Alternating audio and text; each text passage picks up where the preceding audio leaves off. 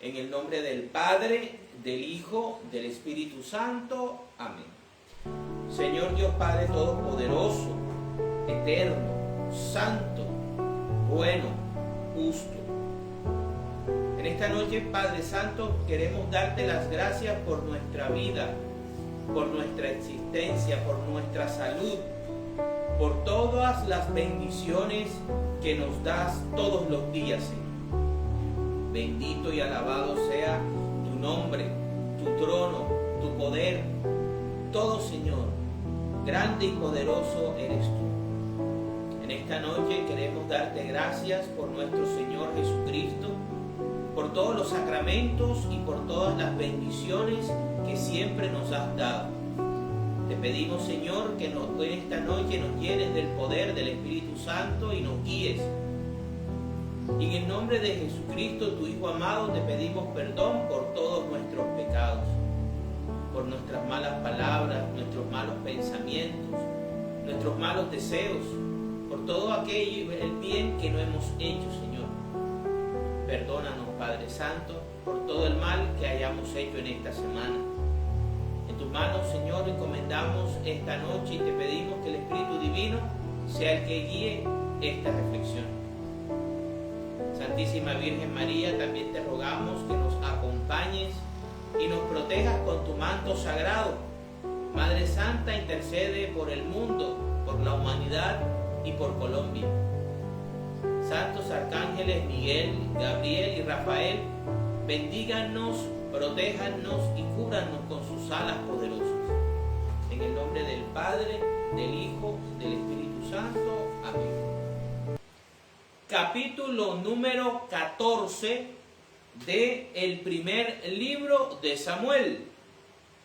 Capítulo número 250 de este ejercicio de lectura y reflexión.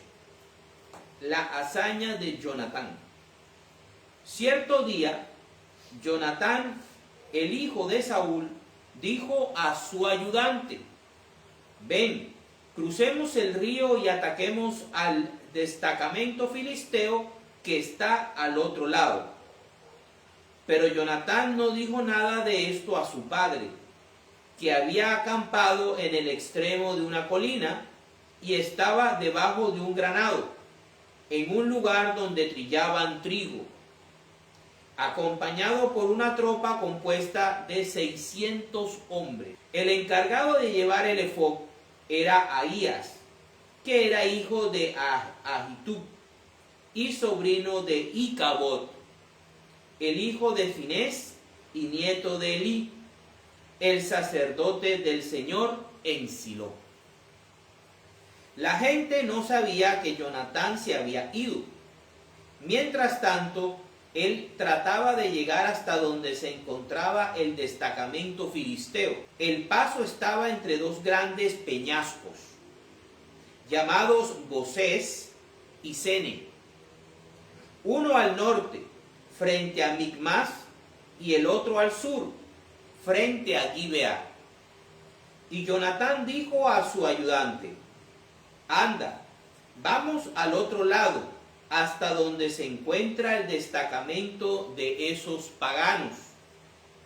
Quizá el Señor haga algo por nosotros, ya que para Él no es difícil darnos la victoria, con mucha gente o con poca. Haz todo lo que tengas en mente, que estoy dispuesto a apoyarte en tus propósitos, respondió el ayudante. Entonces Jonatán le dijo: mira, vamos a pasar al otro lado, a donde están esos hombres, y dejaremos que nos vean. Si nos dicen que esperemos a que bajen hasta donde estamos, nos quedamos allí y no subiremos a donde ellos están. Pero si nos dicen que subamos, lo haremos así, porque eso será una señal de que el Señor nos dará la victoria. Así pues, los dos dejaron que los filisteos del destacamento los vieran, y estos, al verlos, dijeron: miren, ya están saliendo los hebreos de las cuevas en que se habían escondido.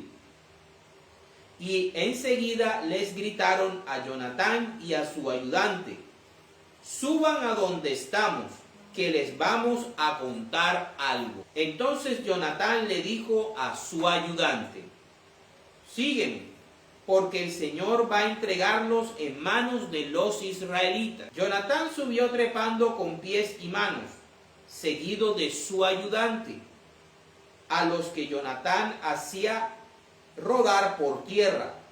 Su ayudante los remataba enseguida. En este primer ataque, Jonatán y su ayudante mataron a unos 20 hombres en corto espacio. Todos los que estaban en el campamento y fuera de él se llenaron de miedo. Los soldados del destacamento y los grupos de guerrilleros también tuvieron miedo. Al mismo tiempo hubo un temblor de tierra y se produjo un pánico enorme. Los centinelas de Saúl, que estaban en Gibeá de Benjamín, vieron a los filisteos correr en tropel de un lado a otro. Entonces Saúl dijo al ejército que lo acompañaba: pasen revista para ver quién falta de los nuestros. Al pasar revista, se vio que faltaba Jonatán y su ayudante.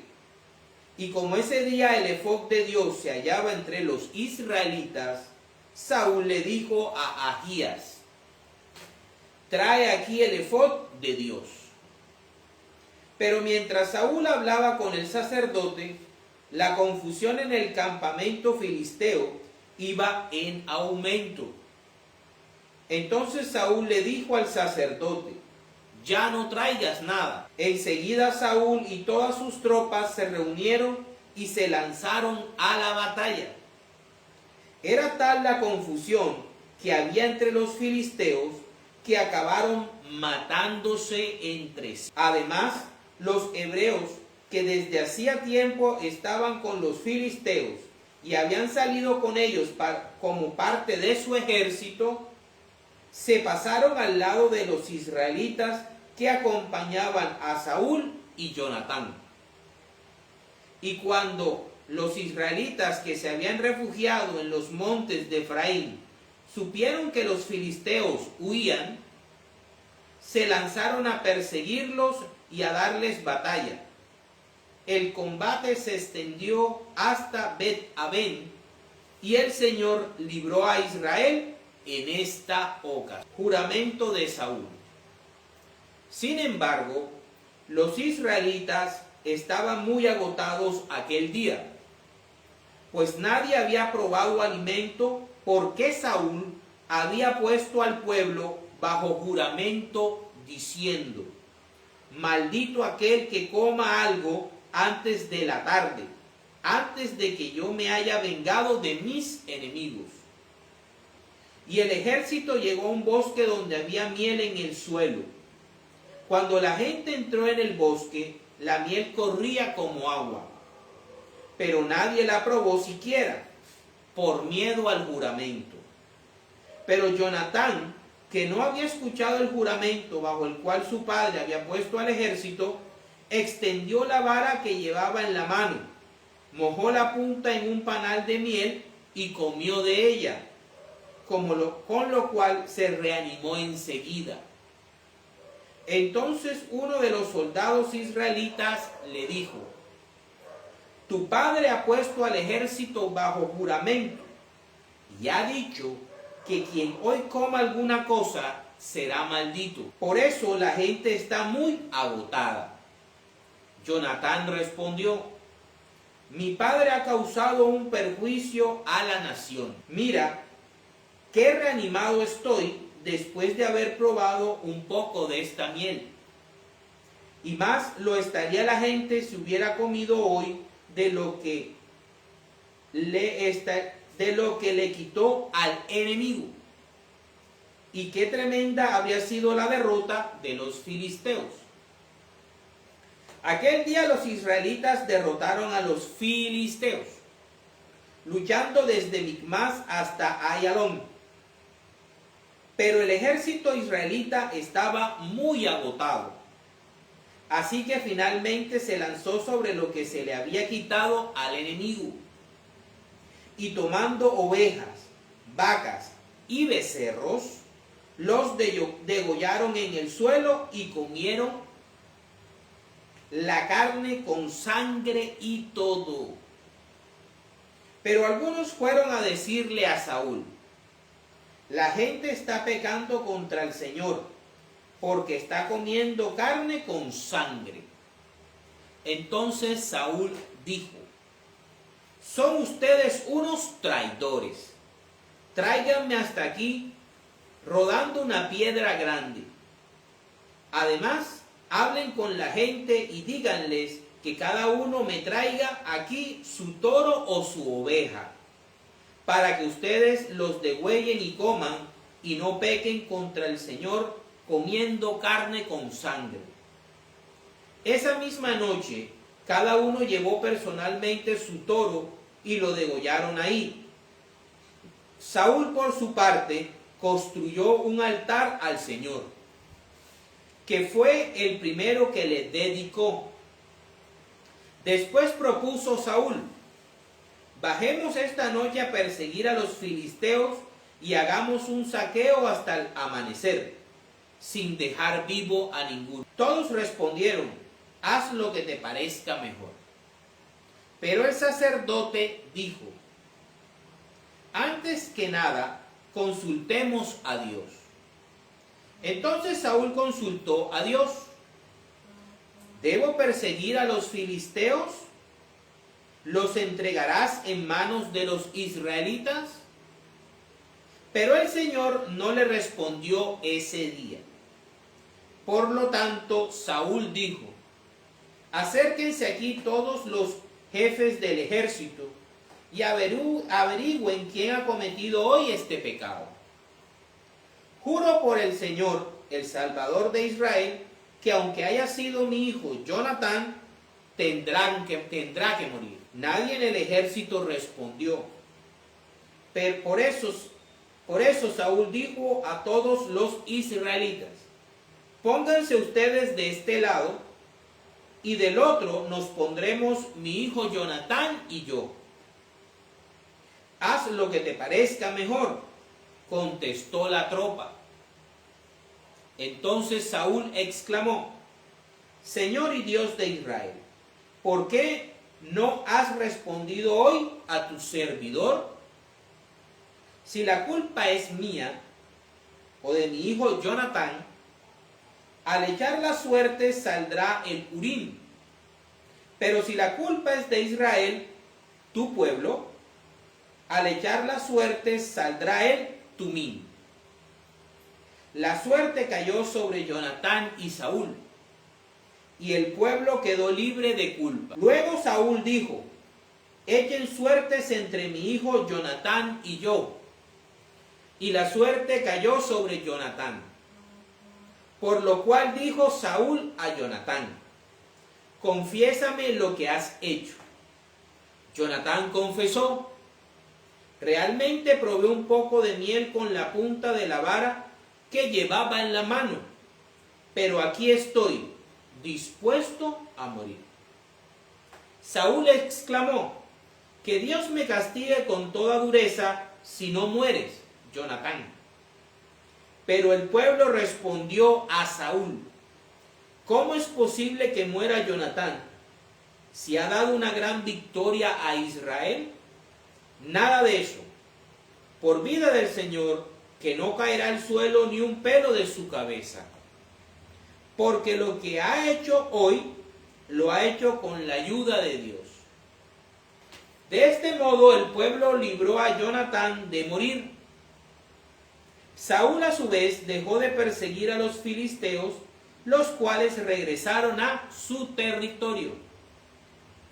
Así pues, Saúl tomó posesión del reino de Israel y en todas partes combatió contra sus enemigos, que eran Moab, Amón, Edom, el rey Sobá y los filisteos. Y donde quiera que iba, venció. Reunió un ejército y venció a Amalek, librando así a Israel de las bandas de asaltadores. Los hijos de Saúl fueron Jonatán, Isbi y Malquisúa. Sus dos hijas fueron Merab, la mayor, y Mical, la menor. La mujer de Saúl se llamaba Ahinoam, hija de Ahimams. El general de su ejército se llamaba Abner, hijo de Ner, tío de Saúl. Quis, padre de Saúl, y Ner, padre de Abner, eran hijos de Abiel. La guerra contra los filisteos fue muy dura durante toda la vida de Saúl. Por eso Saúl alistaba en su ejército a todo hombre fuerte y valiente. Palabra de Dios. El capítulo 14 del libro de Primera de Samuel nos sigue contando el desarrollo de la monarquía a cargo del rey Saúl, el primer rey de Israel. Y este capítulo viene a contarnos, o viene a estar enmarcado en el contexto de la amenaza militar que en el capítulo 13, se nos había indicado sobre la superioridad numérica y tecnológica que tenían los filisteos sobre el pueblo de Israel. El pueblo de Israel se sentía amenazado, se sentía asustado, se sentía desmotivado. Ese era el contexto. Ellos estaban esperando el ataque de los filisteos. Muchos se habían escondido en las cuevas y en los picos, donde pudiesen ocultarse de el avance del ejército filisteo. Otros se habían puesto a las órdenes de los filisteos en el mismo ejército. En esta situación surge la idea, la esperanza, la fe del hijo mayor de Saúl, llamado Jonatán. Jonatán ya había, es más, es el que ya inicia esta guerra o esta amenaza, porque él saca a los filisteos de Gibeá. Y esto es lo que provoca que los filisteos ya no vean como mansos corderitos a los israelitas, sino que ya quieren darles un tate quieto. Entonces, miren la diferencia entre el corazón de Jonatán y el corazón de su padre Saúl. Saúl nunca fue del agrado de Dios. Dios conocía muy bien el corazón de Saúl, y aunque había empezado bien, humilde, había estado entre los profetas y había empezado, a medida que fue desarrollándose, a medida que fue tomando fuerza en el reinado de Israel, Saúl fue desviando su corazón de Dios. Buscaba más que todo su propia vanagloria y se encontraba ahí debajo de un granado con 600 hombres esperando a ver qué pasaba. Mientras que Jonatán tenía la inquietud de ver la amenaza sobre su pueblo, el pueblo de su Dios, y quiere hacer algo. Él confía en Dios. Sabe que Dios no necesita grandes ejércitos para salvar a Israel. Y es por esto que, seguido por su corazón, seguido por su esperanza, seguido por el conocimiento que tenía de lo que había hecho Dios en el pasado, en la salida, por medio de Moisés y la salida de Egipto, por medio de Josué y la conquista de Canaán, por medio de los jueces, él siente en su corazón y cree que Dios necesita algo para empezar a mostrar su poder. Y es así como quiere atacar la guarnición de los filisteos. Tiene un escudero que cree y es fiel a su Señor y lo apoya en todo. Le dice, va para esa, yo te acompaño. Señor, si tú sientes que hay que hacer algo, vamos a hacerlo. Y entonces es ahí cuando Jonatán le pide una señal al Señor. Hay que aclarar algo. La diferencia entre Gedeón y Jonatán es que Gedeón Dios le habló de frente. Y aún hablándole de frente, Gedeón puso a prueba a Dios. Acá Jonatán pone a prueba su corazón, su intención. Señor, si en verdad quieres utilizarme, dame una señal. Y la señal era que si los hombres del ejército filisteo los llamaban hacia ellos, en vez de decir quédense ahí, nosotros vamos a ustedes, esa señal la tomaba Jonatán como una confirmación de Dios. Es ahí cuando comienza a subir con su acompañante unos riscos bien difíciles para poder llegar al campamento de los filisteos. Se deja ver por los filisteos y estos lo llaman para que llegue a ellos, confirmándole a Jonatán de que Dios está con él, que lo está ayudando y que va a obrar por medio de él y de su acompañante. Y vemos cómo en un espacio estrecho Jonatán llega a herir de muerte a 20 filisteos, los cuales son rematados por su acompañante. Esto arma un alboroto en el campamento filisteo y Dios entra en acción de dos maneras. La primera, creando angustia dentro de las filas de los filisteos y generando un terremoto, un temblor. Son cosas que solo Dios puede hacer. Jonatán hizo su parte, lo humano. Primero, creer en Dios. Primero, abrir su corazón. Primero, saber de lo que es capaz Dios. Le dijo a su acompañante, el Señor puede darnos la victoria con mucha gente o con poca gente, después que Él quiera, ¿sí? Entonces nosotros vamos a motivar a Dios, vamos a motivar al Señor a que actúe en favor de Israel. Lo mismo pasa con la iglesia. Muchas veces necesitamos que nosotros como cristianos hagamos algo para que el Señor empiece a mostrar su gloria y empiece a mostrar su grandeza. Por lo general va a ser algo difícil, algo que nos va a costar, algo que no lo va a hacer todo el mundo y mucho menos por amor a Cristo, por amor al Padre y al Espíritu Santo. Ese es el amor pastoral, el amor misionero. ¿Sí? Aquí Jonatán tiene un amor por Israel y sabe que Israel está en una situación difícil, humanamente hablando. Pero su fe y su corazón está dispuesto a Dios de tal manera que sabe que si Dios está con ellos, así sea con 2 israelitas, ojo, miren cómo es, donde 2 o más estén en mi nombre, ahí estoy yo. Ahí se está cumpliendo ese principio espiritual. Estaba Jonatán y estaba su escudero. Habían 2 en nombre de Yahvé. Y Yahvé le respondió. Y Yahvé comenzó a obrar lo que Yahvé podía hacer.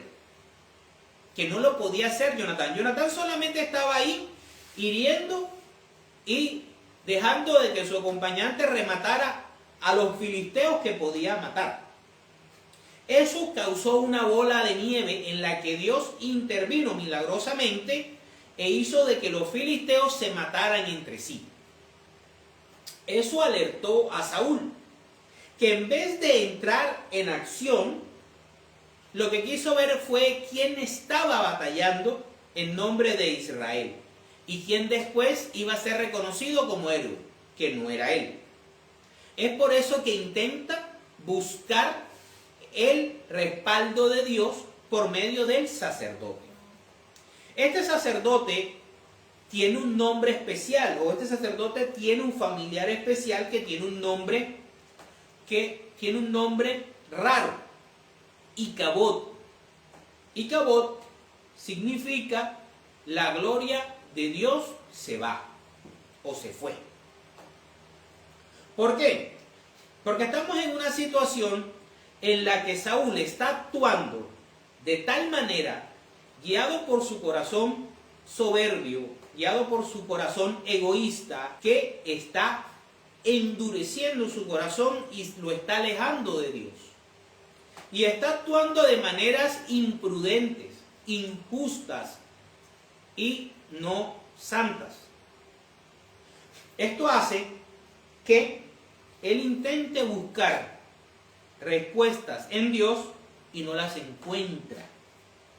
Muchas veces en oración pedimos cosas y sentimos como que Dios no nos quiere responder.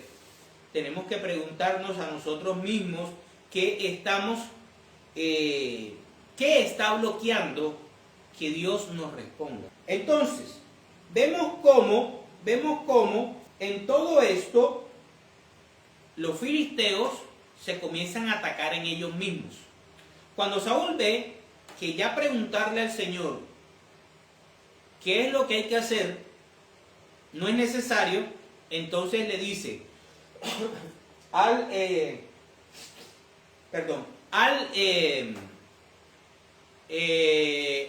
sacerdote que ya no es necesario el uso del efod. Entonces, ¿qué sucede? Se va a la guerra y comienzan a atacar y hacer de que los filisteos retrocedan. Y sucede que los israelitas que estaban con los filisteos se voltean y comienzan a atacar a sus amos, cuando ya se dan cuenta que Israel va ganando. De esta manera Dios destruye la amenaza de los filisteos, que eran muchísimos más y tenían una mejor tecnología militar. ¿Eso a qué lleva? Por lo general, la idea era finalizar, acabar la mayor cantidad de amenaza del enemigo. Esto que llevaba que el ejército perseguía hasta las puertas de las ciudades a los filisteos, pero el ejército estaba debilitado. ¿Por qué estaba debilitado? Porque su propio rey había hecho un juramento de que nadie podía comer hasta que él no venciera a los filisteos. Él no solamente se atrevió a usurpar el papel de los sacerdotes en el capítulo anterior, cuando hizo el sacrificio y los holocaustos, sino que también ahora usurpó el poder de bendecir y maldecir que él tenía el profeta, o sea, en este caso Samuel. O sea, va usurpando puestos que no le competen. Entonces, ¿qué sucede ahí? Esto hace de que el ejército esté debilitado, que no pueda finalizar la guerra, la batalla. Entonces entra en un árbol, entra en un bosque donde hay miel en abundancia, que había sido puesta por Dios para que el ejército la comiera y tuviera fuerzas para finalizar la batalla. Pero ninguno quiso acercarse a comer porque estaban bajo juramento de maldición hecho por el mismo Saúl, que es la autoridad. Ellos tenían que obedecer. Jonatán, que no había escuchado ese juramento, prueba la miel y se revitaliza, queriendo ir a perseguir a los filisteos. Pero ¿qué sucede? que al ver que el ejército, ninguno de ellos, sigue su ejemplo, entonces se entera de que su papá ha comprometido a su propio ejército y a la seguridad de la nación por ser un rey imprudente. Esto lleva a que el Señor, una vez de que Saúl vuelva a preguntarle, ¿qué quiere que haga? Que si vaya ataca a los filisteos o se queda quieto. Y el Señor no le responde, porque el Señor está bravo con las imprudencias de Saúl, con las actitudes de Saúl, con el corazón por el corazón de Saúl. Entonces Saúl comete otra imprudencia, hace otro juramento, separa al pueblo de él y de su hijo y comienza a ver quién tiene la culpa de por qué Dios está bravo, por qué Dios no contesta. ¿Sí? Después que había hecho de que el mismo pueblo, que él había hecho que el pueblo pecara contra Dios al comer carne de los animales con la misma sangre, de la misma hambre que tenían, por culpa del juramento imprudente. ¿Esto qué pasa? Pasa de que cuando él dice que el que Dios señale como culpable, ese debía morir, aunque fuera su propio hijo. Para finalizar podemos ver cómo es su propio hijo el que termina amenazado de muerte. Y qué sorpresa, Jonatán es salvado por el pueblo de Israel. Fíjense, qué dolor tan grande saber de que ese mismo pueblo, muchos siglos después, va a condenar de muerte al Mesías y al rey que Dios había querido para ellos, según el corazón de Dios. Aquí el pueblo se opone y se coloca entre la idea del rey de matar a su propio hijo y salvarlo. Es el pueblo el que se opone. Para terminar el capítulo, se nos dice que el rey Saúl fue tomando posesión de la monarquía e hizo la guerra a sus enemigos y los fue venciendo a todos, hasta los filisteos, a los de Amalek, a todos. Luego nos da la familia de Saúl, la familia real, nos describe la familia real y cómo Saúl, para enfrentar la amenaza de los filisteos, tomaba para su ejército a los hombres más fuertes y valientes, para la gloria. Bueno, en los capítulos auxiliares vamos a ver cómo el cristiano debe tener el discernimiento suficiente para poder separar las cosas de Dios de las cosas de los hombres. Y cómo, tanto para unas cosas como para las otras, el cristiano tiene un deber. Pero cuando las dos cosas se chocan o están en contraposición, ¿a quién el cristiano debe obedecer o debe priorizar? Vamos a ver cómo más vale obedecer a Dios antes que a los. Para iniciar, vamos entonces a ver cómo nuestro Señor Jesucristo nos da un principio básico y fundamental: el mantener separadas las cosas de Dios de las cosas de los hombres y del mundo. Vámonos al Evangelio de San Mateo, capítulo 22, versículos del 15 al 22. La pregunta sobre los impuestos. Después de esto, los fariseos fueron y se pusieron de acuerdo para hacerle decir a Jesús algo que les diera motivo para acusarlo. Así que mandaron a algunos de sus partidarios, junto con otros del partido de Herodes, a decirle: Maestro, sabemos que tú dices la verdad y que enseñas de veras el camino de Dios, sin dejarte llevar por lo que diga la gente, porque no hablas para darles gusto. Danos pues tu opinión. ¿Está bien que paguemos impuestos al emperador romano o no. Jesús, dándose cuenta de la mala intención que llevaban, les dijo: hipócritas, ¿por qué me tienden trampas? Enséñenme la moneda con que se paga el impuesto. Le trajeron un denario y Jesús les preguntó: ¿de quién es esta cara y el nombre que aquí está escrito? Le contestaron: del emperador. Jesús les dijo entonces: pues den al emperador lo que es del emperador, y a Dios lo que es de Dios. Cuando oyeron esto, se quedaron admirados y dejándolo se fue. Palabra del Señor. Para un cristiano debe haber una separación clara entre las cosas de Dios y las cosas del mundo y las cosas de los hombres. Sin embargo, el cristiano tiene obligaciones con Dios y con las cosas de los hombres. El gobierno, las autoridades, los jueces, las fuerzas de la ley y con todo aquello que legal y justamente ha sido instituido. Porque como veremos más adelante, toda autoridad, toda norma y toda ley justa viene de Dios. El orden, la justicia es permitida por Dios, ¿sí?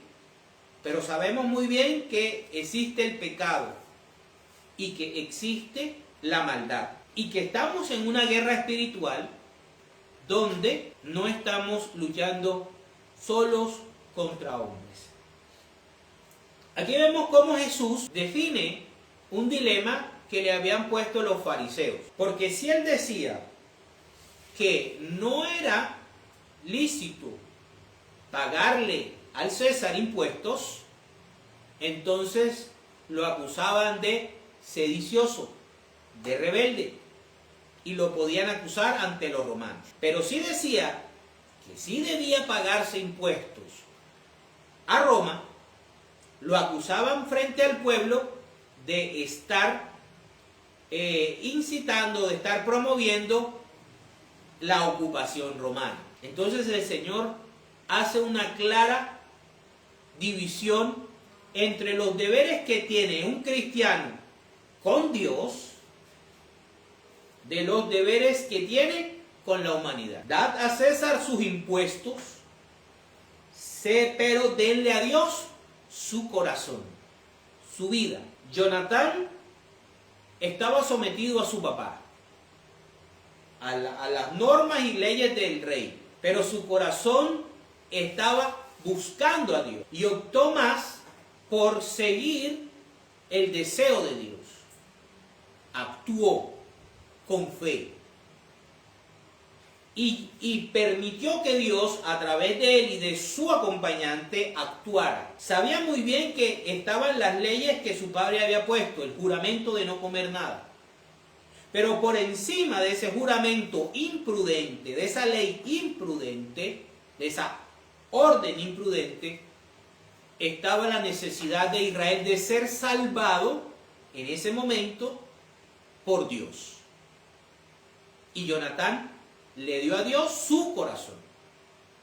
Después tuvo que enfrentar las consecuencias frente a su padre, que lo iba a matar. Si no es por el pueblo que, entendiendo que Jonatán no había hecho esto por rebeldía, sino porque Dios así lo había guiado, le salva la vida. Vamos ahora a ver cómo esto lo podemos ver en la vida de los apóstoles.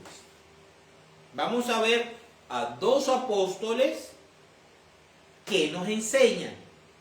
Vámonos a Hechos, capítulo 5, versículos del 17 al 41. Dice: persecución de los apóstoles. El sumo sacerdote y los del partido de los saduceos que estaban con él se llenaron de envidia y arrestaron a los apóstoles y los metieron en la cárcel pública. Pero un ángel del Señor abrió de noche las puertas de la cárcel y los sacó, diciéndoles: vayan y, de pie en el templo, cuenten al pueblo todo este mensaje de vida, conforme a esto que habían oído. Al día siguiente entraron temprano en el templo y comenzaron a enseñar. Entonces, el sumo sacerdote y los que estaban con él llamaron a todos los ancianos israelitas a una reunión de la Junta Suprema y mandaron traer de la cárcel a los apóstoles. Pero cuando los guardias llegaron a la cárcel, no los encontraron. Así que volvieron con la noticia diciendo: encontramos la cárcel perfectamente cerrada y a los soldados vigilando delante de las puertas. Pero cuando abrimos, no encontramos a nadie dentro. Al oírlo, el jefe de la guardia del templo y los principales sacerdotes se preguntaban en qué iría a parar todo aquello. En aquel momento llegó uno que les dijo: los que ustedes metieron en la cárcel están en el templo enseñando al pueblo. El jefe de la guardia, junto con los guardias, fue a buscarlos, pero no los maltrataron, porque tenían miedo de ser apedreados por la gente. Al llegar, los llevaron ante la Junta Suprema y el sumo sacerdote les dijo: nosotros les habíamos prohibido terminantemente que enseñaran nada relacionado con ese hombre, o sea, con el Señor, con Jesús. ¿Y qué han hecho ustedes? Han llenado toda Jerusalén con esas enseñanzas y encima quieren echarnos la culpa de la muerte de ese hombre. Pedro y los demás apóstoles contestaron: es nuestro deber obedecer a Dios antes que a los hombres. Entonces aquí nos está dando un principio. Nosotros debemos respetar a las autoridades. Nosotros debemos pagar nuestros impuestos. Nosotros debemos trabajar honradamente. Pero cuando un gobierno, una norma, una ley va en contra de la voluntad de Dios, de la directriz de Dios, de lo que Cristo nos enseñó, nosotros debemos preferir obedecer a Dios antes que a esos hombres injustos. Estoy hablando de todos los tiempos. Los tiempos pasados, del tiempo presente y de los tiempos futuros. Ese es el deber del cristiano. Tengo deberes con Dios, tengo deberes con la humanidad. Pero en el momento en que la humanidad me esté obligando a ir en contra de Dios, Dios está por encima. La ley divina, la ley del amor, la ley cristiana está por encima de la ley normal. Porque las leyes pueden ser promulgadas por personajes injustos, por personajes con cierto sesgo, o pueden ser, digamos, inspiradas por intereses macabros. En cambio, la ley de Dios, la ley de Jesucristo, siempre va a ser para beneficio del ser humano. Entonces, ahí estamos viendo cómo los apóstoles están desobedeciendo a sus autoridades, porque los jefes de Israel, los sumos sacerdotes, el Sanedrín era la autoridad máxima de un israelita. Y ellos nos enseñan que prefirieron seguir lo que Dios les había ordenado, lo que Cristo les había ordenado de predicar y de enseñar la verdad que Jesús les había enseñado, por encima de las órdenes por envidia de sus propios líderes. Fíjense que el texto nos está diciendo que esto que estaban haciendo los sumos sacerdotes y los jefes de Israel no lo hacían por inspiración de Dios. Lo estaban haciendo por envidia. Continuemos. Dice, el Dios de nuestros antepasados resucitó a Jesús, el mismo a quien ustedes mataron colgándolo en una cruz. Dios lo ha levantado y lo ha puesto a su derecha y lo ha hecho guía y salvador, para que la nación de Israel se vuelva a Dios y reciba el perdón de sus pecados. De esto somos testigos nosotros y también lo es el Espíritu Santo, que Dios ha dado a los que le obedecen. Cuando oyeron esto, se enfurecieron y quisieron matarlos. Pero entre aquellas autoridades había un fariseo llamado Gamaliel, que era un maestro de la ley muy respetado por el pueblo. Este se puso de pie y mandó que por un momento sacaran de allí a los apóstoles. Luego dijo a las demás autoridades: israelitas, tengan cuidado con lo que van a hacer con estos hombres. Recuerden que hace algún tiempo se levantó Teudas, alegando ser un hombre importante, y unos 400 hombres lo siguieron. Pero a este lo mataron, y sus seguidores se dispersaron, y allí se acabó todo. Más tarde, en los días del censo, se levantó Judas, el de Galilea, y logró que algunos lo siguieran, pero también lo mataron, y todos sus seguidores se dispersaron. En este caso, yo les aconsejo que dejen a estos hombres y que no se metan con ellos, porque si este asunto es cosa de los hombres, pasará, pero si es cosa de Dios, no podrán ustedes vencerlo. Lo que pasó con Jonatán. Jonatán se levantó porque Dios estaba con él. Y juntos, Dios, Jonatán y su acompañante, hicieron que Dios hiriera y confundiera a los filisteos, cosa que parecía imposible para los israelitas. Con 2 hombres logró hacer que los filisteos se mataran entre sí y perdieran la batalla. Con 2 hombres. Pero era porque Dios estaba ahí. Ellos le hicieron caso, así que llamaron a los apóstoles, los azotaron y les prohibieron seguir hablando en el nombre de Jesús. Después los soltaron. Los apóstoles salieron de la presencia de las autoridades muy contentos, porque Dios les había concedido el honor de sufrir injurias por causa del nombre de Jesús.